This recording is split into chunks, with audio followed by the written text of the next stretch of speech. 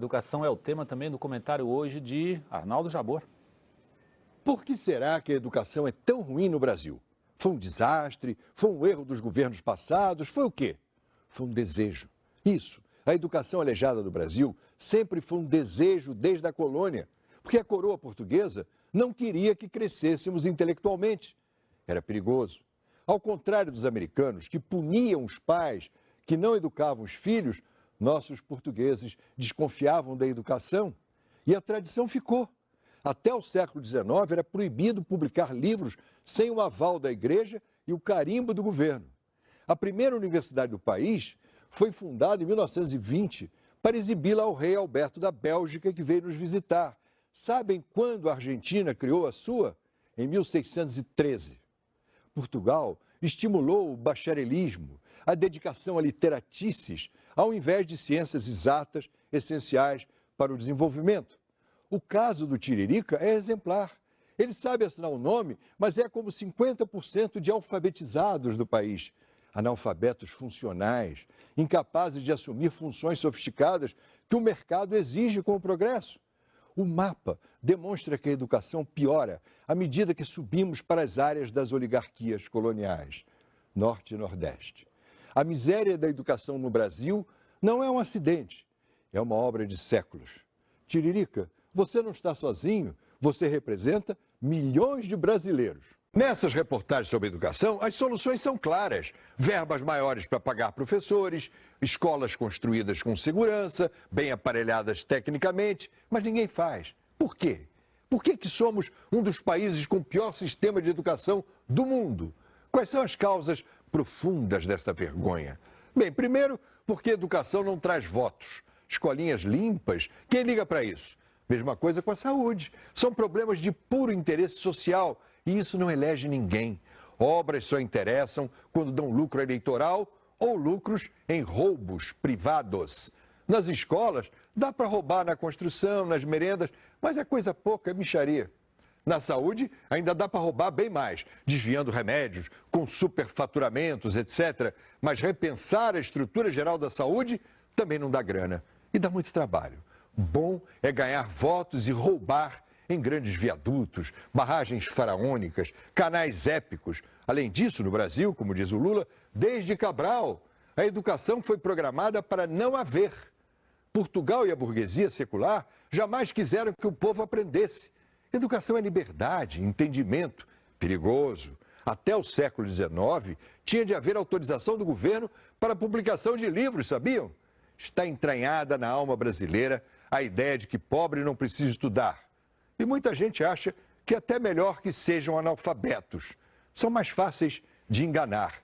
Basta que saibam servir. Nós vamos agora falar com o Alexandre Garcia. Alexandre, repensar o sistema de educação fundamental é estratégico para o Brasil. Talvez seja a chave do desenvolvimento. Renato, mas eu acho que tem que ser muito além de repensar. Tem que fazer uma revolução na educação, né, que mude pais, professores, alunos, governo, porque o problema é muito mais amplo do que essas pequenas discussões de mudanças, né? Por exemplo, professoras do ensino fundamental da rede pública me dizem que têm medo dos alunos. Elas são agredidas, são ameaçadas de morte e muitas desistem do magistério.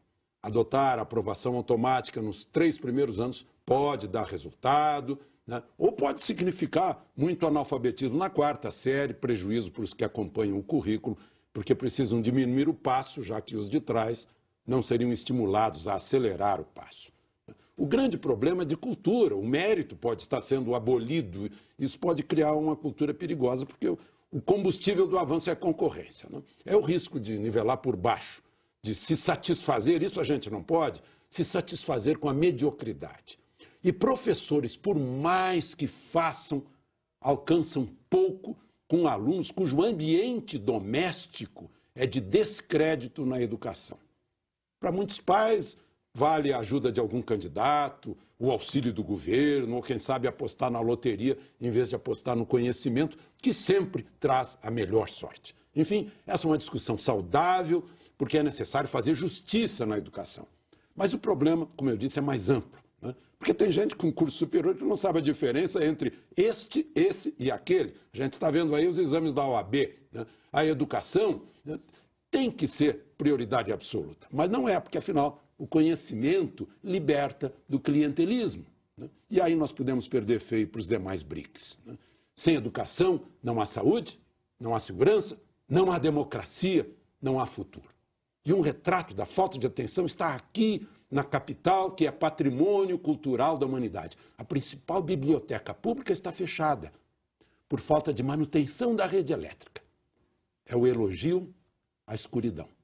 Vamos conversar com Alexandre Garcia lá em Brasília. Alexandre, a gente viu aí pais acampados, depoimento de alunos desesperados, né? Os professores estão insatisfeitos e a gente vê o PER de Educação com 51 dias de greves nas escolas estaduais.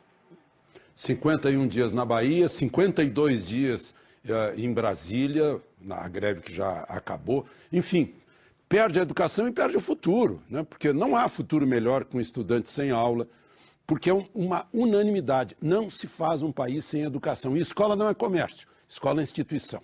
Hoje nós perdemos feio para países que foram destroçados por guerra, Alemanha, Japão, Coreia. Eles se ergueram por causa da educação. E nos superaram em eficiência, tecnologia, avanços, e nós sempre na mesma, enredados em acordos ortográficos e outras firulas. Falamos em reforma na educação e nunca em uma revolução pela educação. Não se faz educação deixando alunos sem aula, professores sem preparo e professores preparados sem remuneração. Magistério é a profissão que prepara o futuro. E fora da educação não há salvação. É o que falta para fazer o país se desenvolver como os que venceram os desafios da destruição. Gente preparada, gente realmente profissional. Falta para o país do improviso, do amadorismo, da falta de exemplos de cumprimento da lei, de estadistas que pensem no futuro investindo na educação do presente.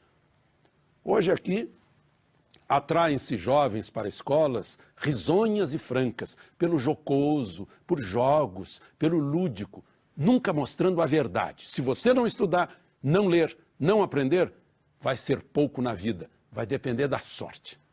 A China e outros países não investiram na sorte, investiram na preparação séria, suada, disciplinada. É preciso formar professores de excelência e atraí-los com remuneração alta. Escola não é brincadeira, não é passatempo, não é depósito de criança porque os pais estão trabalhando. É o lugar mais importante de um país sério.